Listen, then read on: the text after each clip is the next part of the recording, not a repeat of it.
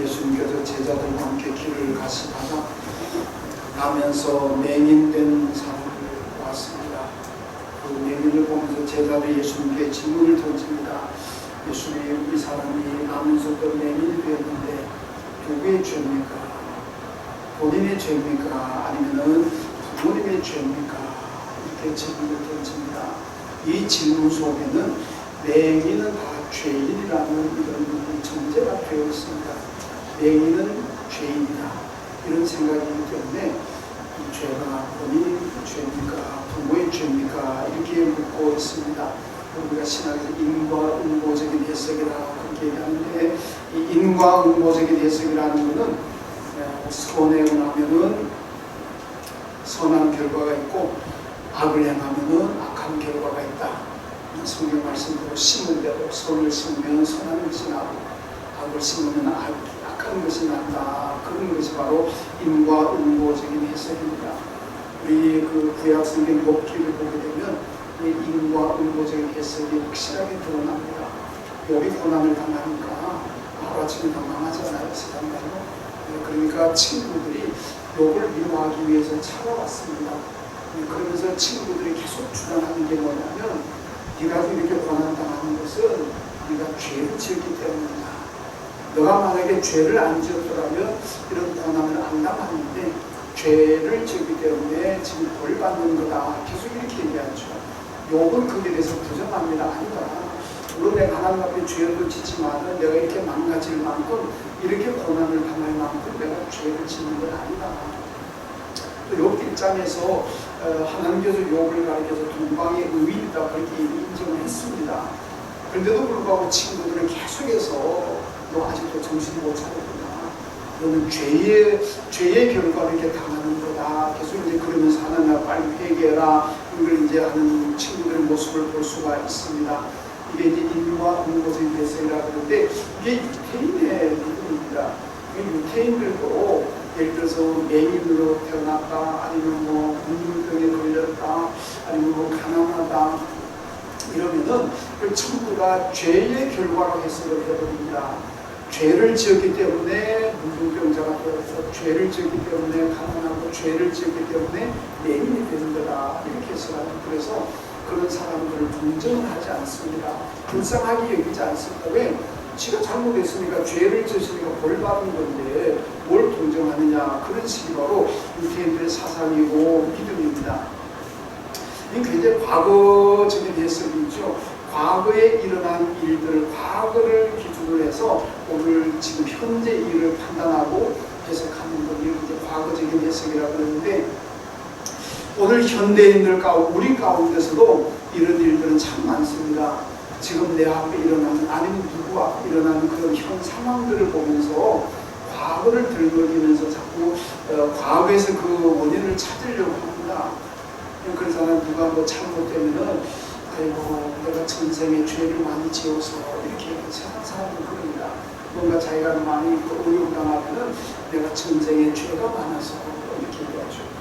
그리고 누가 또 잘 되면 반대로 전생에 나라를 몇 개를 구했나 보다 또 얘기합니다. 제가 아침에 우리 신은정 권사님 서중에서 얘기를 좀 했는데, 두 분이 터키에서 주재원으로 오래 살다가 오셨는데, 신권사님이 먼저 들어오시면 1년 후에 서주사님이 들어오셨습니다. 그러니까 신권사님이 먼저 들어오시다가 사니까 남편 없이 살고 있잖아요. 그러니까 주위 사람들이 그러더래요. 당신은 도대체 전생의 나라를 몇 개나 구했기에 이렇게 복을 누리나. 그러니까 남편 없이 그렇게 있으니까 전생의 나라를 몇 개 구해가지고 복을 누린다, 이렇게 얘기를 하더라는 겁니다. 그럼 서주사님은 어떻느냐. 서주사님은 또 반대로 주위에서 그래요. 아내 부인 다 들어가 버리고 혼자 외국 나고 고생하는 거 보면서 당신은 전생의 나라를 몇 개나 파놓기에 이렇게 고생하느냐. 그럼 남녀가 좀 다르게, 젊었을 때는 남편이 혼자 있고 숙고하고 아내는 자꾸 남편과 같이 움직이려고 합니다.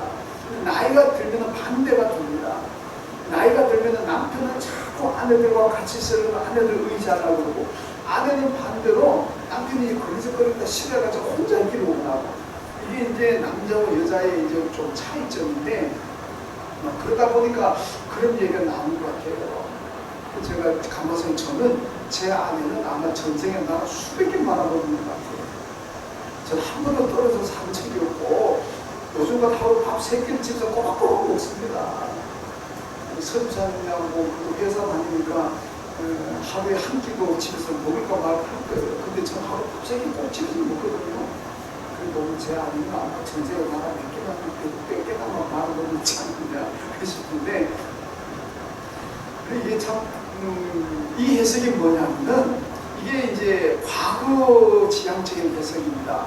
과거에 이랬기 때문에 지금 이렇게 된다. 그리고 또 인과응보적인 해석이잖아요. 과거에 잘못했기 때문에 지금 이렇게 되고, 과거에 잘했기 때문에 지금 이렇게 되고, 이런 이제 해석을 이제 볼 수가 있는데, 그럼 과연 그럼 성경은 어떻게 얘기할까? 물론 여러분 그거는 불교 윤회적인 해석이기도 합니다. 불교 윤회 사상이 뭡니까? 좋은 일 하면 좋은 모습으로 태어나고 나쁜 일 하면 나쁜 모습으로 태어난다 이런 거잖아요. 그러니까 윤회적인 사상이 사람들한테 있기 때문에 뭐 전생이 어떻고 뭐 후생이 어떻고 자는 그런 얘기를 많이 합니다. 그럼 성경은 어떻게 얘기할까요? 이스라엘 백성들이 바벨론에 망해가지고 70년 바벨론 포로 생활합니다. 이때 이스라엘 백성들이 어떤 생각을 가지겠습니까? 절망합니다. 우리가 옛날에 하나님께 죄를 지어가지고 벌을 받는 거다. 하나님께 죄를 지어 우리가 70년 동안 이제 벌 받아 사니까 이제 완전 죽었다. 이제 뭐 희망도 없다. 이렇게 얘기하잖아요. 그런데 이사야 43장 18절에서 하나님이 이렇게 말씀합니다. 너희는 이전 일을 기억하지 말며 옛날 일을 생각하지 말라. 보라 내가 새 일을 행하리니 이제 나타낼 것이라. 이렇게 말씀합니다. 과거에 지은 죄 때문에 이제 희망이 없다. 절망하는 사람들에게 하나님 말씀 이겁니다. 지난 날 생각하지 말아라. 이전 일 생각하지 말고 이제 앞을 생각해라. 이제 내가 너희에게 새 일을 행할 것이다. 그러니까 과거에 얽매이지 말고 미래를 보고 나가라. 이것이 하나님의 말씀입니다. 하나님께서 앞으로 이스라엘 백성들에게 크고 위대한 일을 행하시겠다는 하나의 약속이기도 합니다. 여러분 이 질문을 받고 예수님이 어떻게 대답하셨습니까? 예수님 이 내용이 본인의 죄입니까? 부모의 죄입니까? 오늘 예수님이 3절에서 이렇게 말씀합니다. 이 사람이나 그 부모의 죄로 인한 것이 아니라 그에게서 하나님이 하시는 일을 나타내고자 함이라. 이렇게 말씀합니다. 지금 이 사람이 맹인된 것은 본인의 죄도 아니고 부모의 죄도 아니고 하나님께서 이 사람이 맹인된 사람을 통해서 하나님께서 지금 역사하신다, 일하신다. 이걸 지금 말씀하고 있습니다. 그러니까 고난은 이런 고난이라는 것이 과거의 업보라는 말을 불교에서 많이 쓰는 용어 우리 잘 사용하지 않습니다만은 하여튼간에 내가 지금 당하는 고난이라는 것은 과거의 업보, 과거의 죄 때문에 지금 생겨나는 것이 아니고 오히려 이 고난은 하나님께서 이 고난을 통해서 미래의 앞으로 나를 하나님 귀하게 사용하시기 위해서 이 고난을 주셨다. 이것이 예수님의 말씀입니다. 복음의 능력이라는 게 뭐겠습니까? 예수 믿는 능력이 뭡니까? 이 고난 가운데서도 여러분 미래를 보고 나아가는 것, 이것이 바로 믿음입니다. 우리 많은 환난을 당하고 고통에 따를 수도 있지만은 이 가운데서 만약에 내가 죄의 결과라고 절망해 버린다면 그 고난은 내게 아무 의미도 없습니다. 그 고난은 내게 재앙입니다. 그러나 어떤 일을 당하든지 간에 우리가 하나님이 나와 함께 하심을 믿고 이 고난을 통해서 하나님께서 나를 어떻게 쓰실까 이 기대를 가지고 우리가 나아간다면 여러분 지금 내가 당하고 있는 고난과 어렵고 환난은 내게 큰 축복이 될 수가 있다는 말씀입니다. 그러므로 우리 믿음의 성도들은 어떤 일을 당하든지 간에 항상 긍정적인 믿음을 가져야 되고 긍정적으로 생각을 해야 됩니다. 미래를 기대해야 된다는 얘기죠. 욥기 3장 10절의 말씀 보니까 그가 나를 단련하신 후에는 내가 정금같이 되어 나오리라. 욥의 고백입니다. 지금 내가 많은 시험을 당하고 환난을 당하고 있지만은 하나님이 나를 단련하신다. 이 단련이 끝나고 나면 내가 정금 같은 신앙이 되어 나올 것이다. 이렇게 말씀합니다. 이 말씀의 강조점은 단련에 있는 것이 아니고 정금의 강조점이 있는 겁니다. 하나님 나를 단련하신 다음에는 정금같이 된다. 여러분, 우리가 살아갈 때도 하나님께 단련을 받을 때가 많습니다. 고난이 내게 임할 때가 많습니다. 이 코로나가 얼마나 우리 힘들게 합니까? 그러나 이 고난과 이 단련은 결국 하나님께서 나를 정금 같은 신앙인들 만들기 위해서, 정금같이 하나님께서 귀하게 쓰시기 위해서 우리에게는 고난이 오게 된다는 소리가 기억해야 됩니다. 그러므로 믿음의 성도들은 이 고난과 시험과 환난을 정금 같은 신앙인이 되어가는 하나의 과정으로 해석하게 됩니다. 그러면 그 고난들에게는 큰 축복이 된다는 말씀이죠.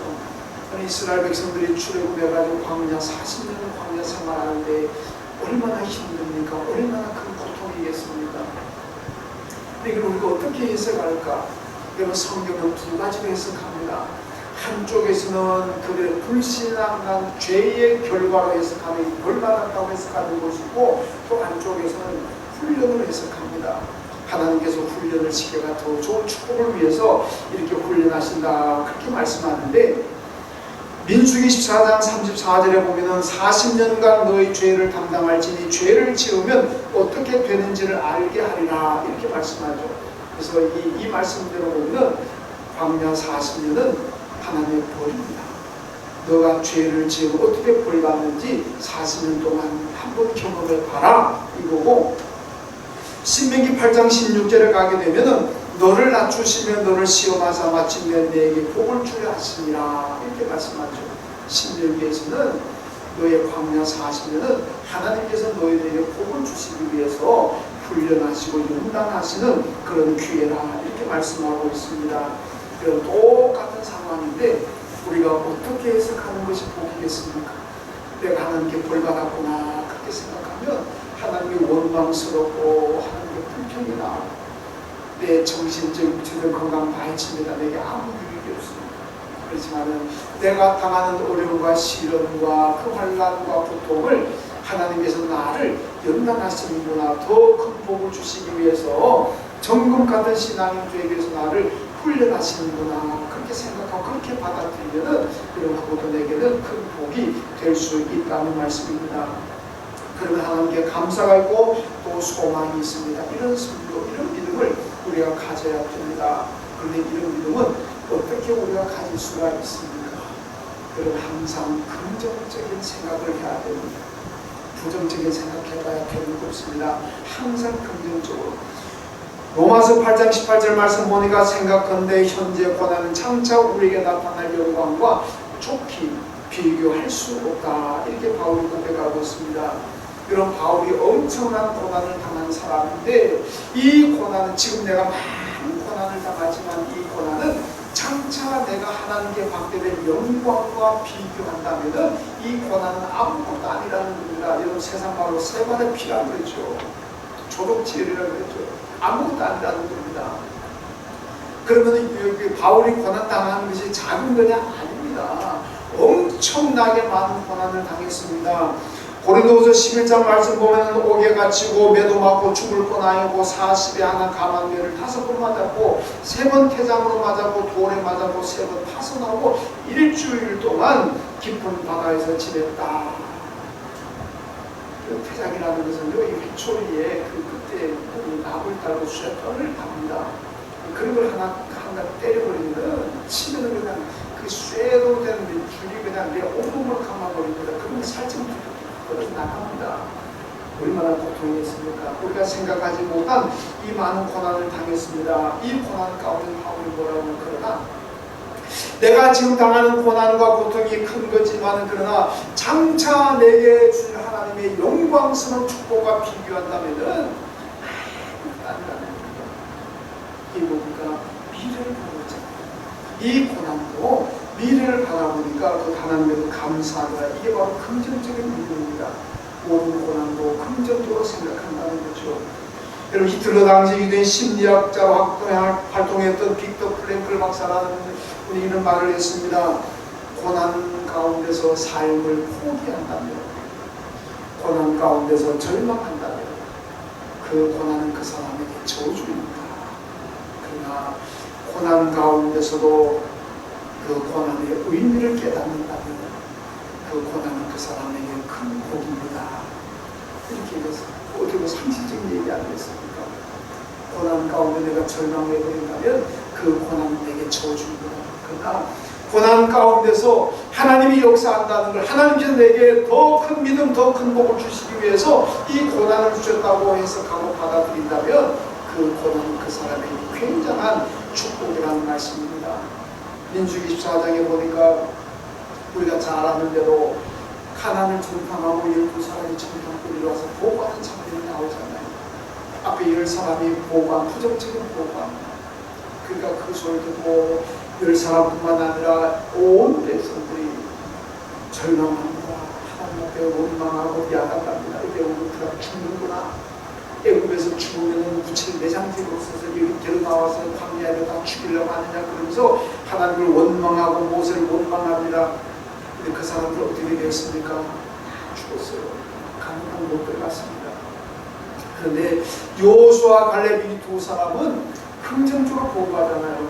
가나안 땅 가보니까 정말로 대단한 땅입니다. 성은 요새화되고 백성들은 장대하고 거인이고 우리 힘으로는 도저히 가나안 땅을 정복할 수 없다는 걸 우리가 알았습니다.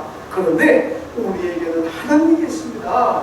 아무리 가나안 땅이 크고 위대하고 강력한 땅이라고 할지라도 하나님은 우리와 함께 하시기 때문에 우리는 절망할 필요 없습니다. 겁낼 것도 없습니다. 그냥 들어갑시다. 가면은 하나님께서 하십니다. 하나님 하십니다.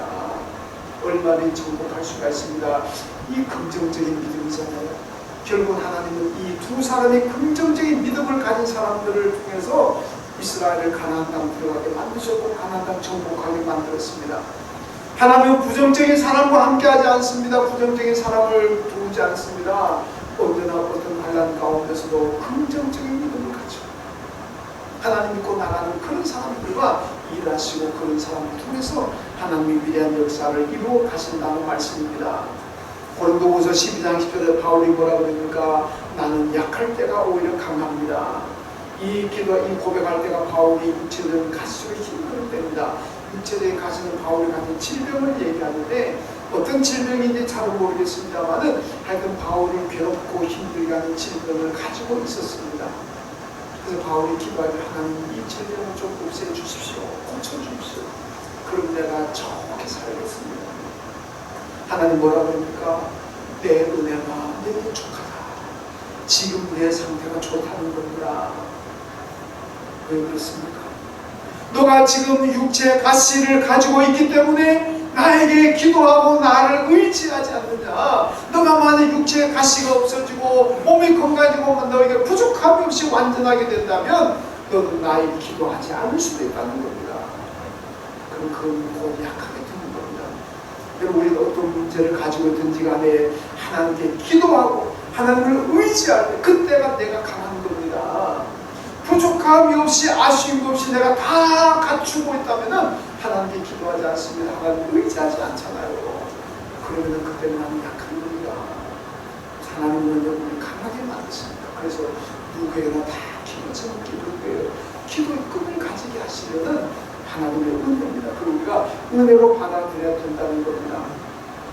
여러분 지금은 코로나 때문에 우리가 참 약할 때를 지금 살아가고 있습니다. 상황으로 봐서는 약할 때를 지금 살아가고 있는 사람들 아닙니까? 이 약할 때 어떻게 해야 되겠습니까? 여러분 예배 드리고 기도하고 여러분 우리가 말씀으로 무장하기 때문에 우리는 강하게 됩니다. 이 코로나도 약한 시대이지만 약해지지만 우리는 그러나 강하게 살 수가 있는데 왜? 하나님을 의지하고 하나님을 바라보면 그렇게 된다는 말씀이죠. 여러분 긍정적인 믿음을 가져야 됩니다. 그런데 이 긍정적인 믿음을 어떻게 가질 수가 있습니까? 예수님 만나면 될 줄로 믿습니다. 모든 것 예수님 만나야 됩니다. 오늘 본문의 내용이 매일 길거리에서 구걸하며 지나는 불쌍한 사람이 아니겠습니까? 이 사람에게 무슨 희망이 있습니까? 아무런 희망이 없습니다. 그런데 예수 만났습니다. 눈이 떴습니다.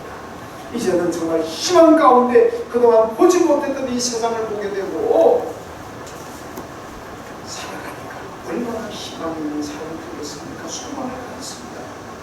여러분, 우리가 누구를 만나느냐가 참 중요합니다. 고난의 시대에 누구를 만나느냐. 여러분, 고난이 오고 환란의 시대가 되면 사기꾼들이 많이 늘어납니다. 이럴 때 사기꾼 만나면 나는 사기당해가지고 내 인생 다 망가집니다.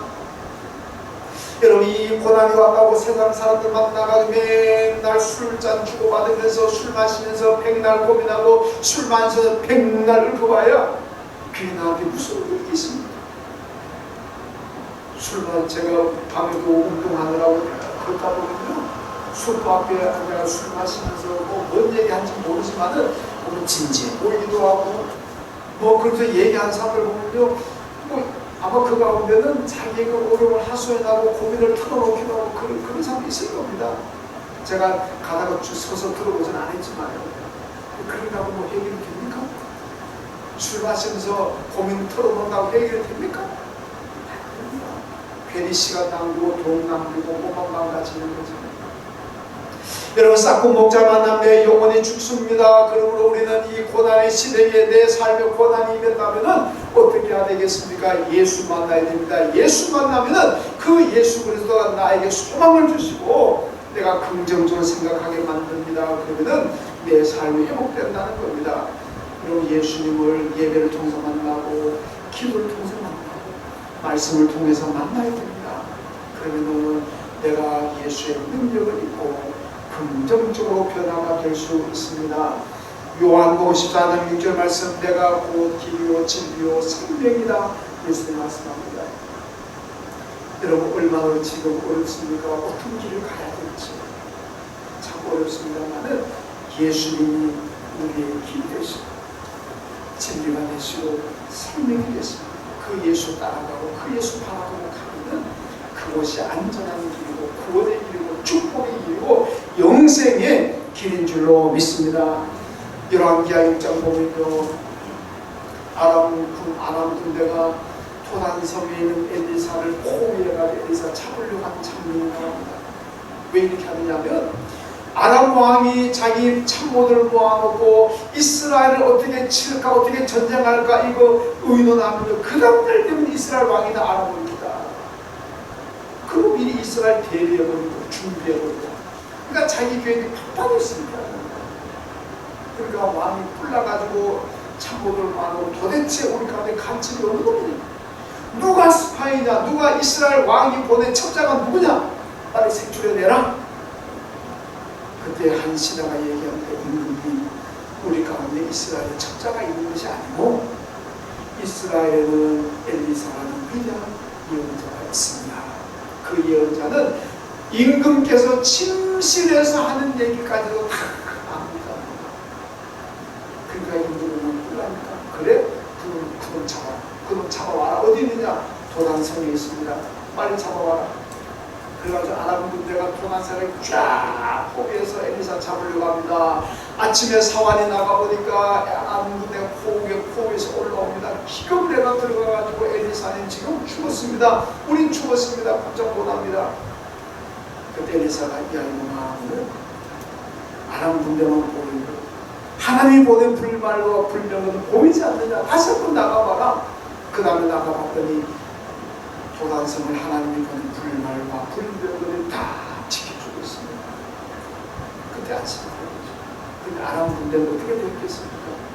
하나님께서 아람 군대를 전부 다 맹인 만들어버렸습니다. 그러니까 포위에서 수십만 군대가 이 엘리사 잡으려고 올라오다가 한순간에 전부 다 앞이 안 보입니다. 맹인 되어버렸어요. 그러니까 우왕좌 야단났잖아. 이게 어디로 가야 될지 이제 죽을 일만 남았잖아. 남의 나라 들어와가지고 다 맹인 되어버렸으니까 죽는 일만 남았잖아요. 꼼짝이 죽는 겁니다. 그때 엘리사가 죽이자 그 아람 군대를 다 따라오라, 나를 따라와라. 그래가지고 자기 나라로 돌려버립니다. 죽음 직전에 왔는데 엘리사가 그 군대를 다 자기 나라로 안전하게 돌아가도록 인도해 줍니다. 여러분, 오늘의 지금 오늘 우리의 형편이 그것 같습니다. 아람 군대 모두가 맹인이 되었던 아람 군대와 같습니다. 상황이 그렇습니다. 이럴 때 우리를 안전하게 우리의 삶의 길로 삶의 길로 안전하게 인도해 줄 엘리사가 누굽니까? 예수 그리스도입니다. 우리가 예수 만나고 예수 의지할 때, 그분을 전폭적으로 믿고 따라갈 때 그 예수 그리스도가 우리를 이 어려운 가운데서, 앞이 안 보이는 캄캄한 가운데서도 저와 여러분의 길을 안전한 길로, 축복의 길로 인도하실 줄로 믿습니다. 그러므로 늘 기도할 말씀과 예배를 통해서 예수 만나시기를 주님의 이름으로 축원합니다. 그 다음에 또 보면 순종해야 됩니다. 순종해야 돼요. 6절 말씀 보니까 예수님은 어떤 방법을 써서 이 맹인을 고치는 눈을 뜨게 하느냐, 진흙에다가 침을 뱉어가지고 이깁니다. 섞습니다. 그래가지고 눈에 탁 바릅니다. 그러니까 맹인이 눈이 뜹니다. 야, 이거 정말 원생의 방법 아닙니까? 보통 예수님이 하셨다 그러면은 어떻게 합니까? 그냥 눈에다가 안수기도 하든지, 아니면은 명하잖아요. 나사로 묻으면, 죽은 나사로 묻으면 앞에 나사로야 나와라 그러니까 나오잖아요. 그 맹인에게도 야 눈을 떠라 그러면 뜰 수 있습니다. 예수님은 못할 게 뭐 있겠습니까? 그런데 예수님께서는요 그렇게 하지 않으시고 정말 납득하지 못하는 방법, 이해할 수 없는 방법입니다. 진흙에다가 당신의 침을 뱉어가지고 그걸 썩어가지고 눈을 나옵니다.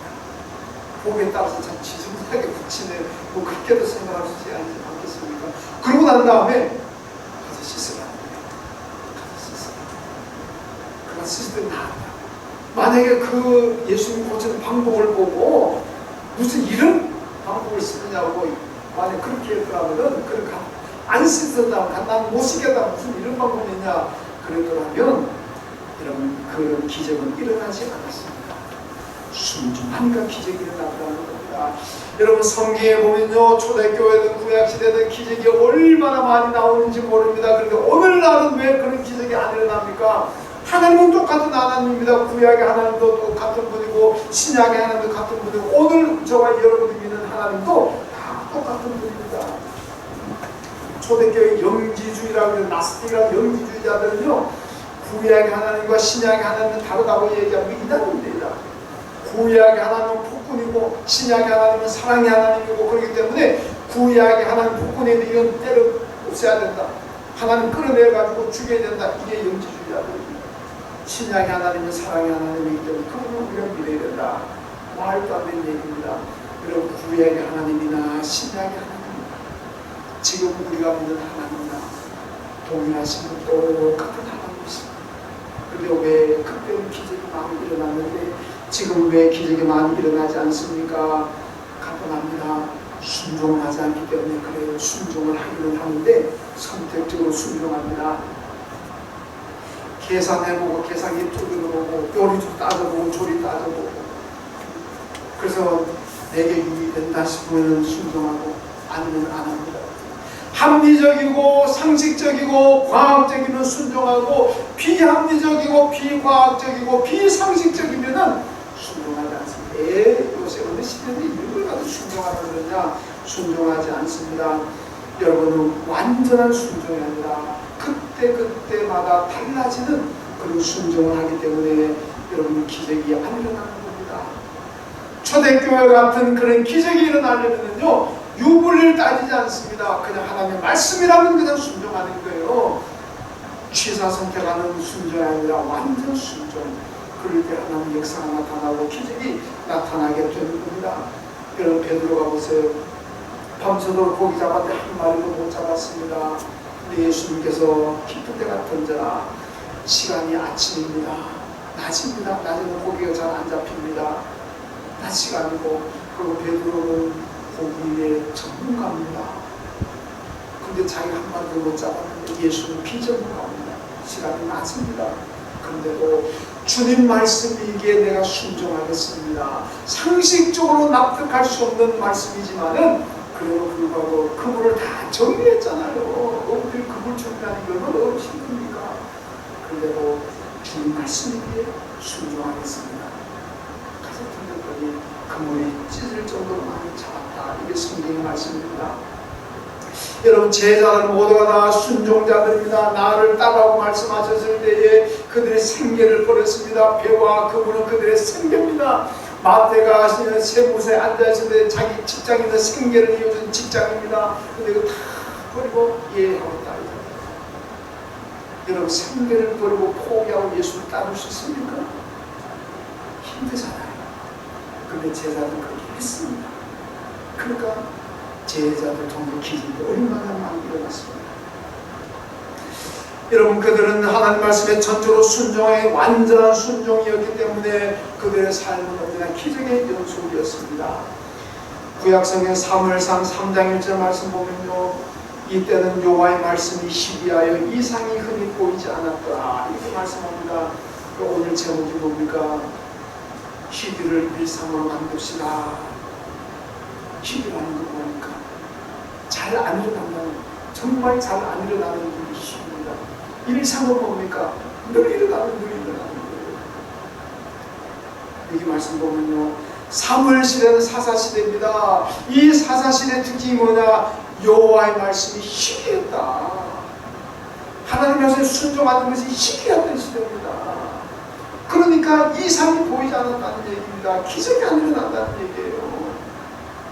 사사시대가 어떤 시대입니까? 자기 속에는 옳은 대로 행했다고 얘기하잖아요. 하나님의 말씀대로 하는 것이 아니라 자기 생각에 옳은 대로 살아갔던 시대가 사사시대입니다. 그러니까 그게 자기 속에는 옳은 대로 하는 시대가 하나님 말씀에 순종합니까? 안 합니다. 성경 의지 안 합니다. 그러니까 무슨 일? 순종이 희귀하고 하나님 말씀이 희귀한 시대가 되다 보니까 기적도 희귀하고 이상도 희귀하고 다 희귀해요. 여러분 엘리의 제사장의 아들 홈니와 비느하스가요, 하나님의 제사 드리기도 전에 국거리에서는 고기 껍데기 그냥 등심 안심 맛있는 부분에 지가 다 끄대가 먹어버렸습니다. 제사 드리기도 전에. 성전 성막에서 봉사하는 여인들과 대낮 배추의 음행을 저질렀습니다.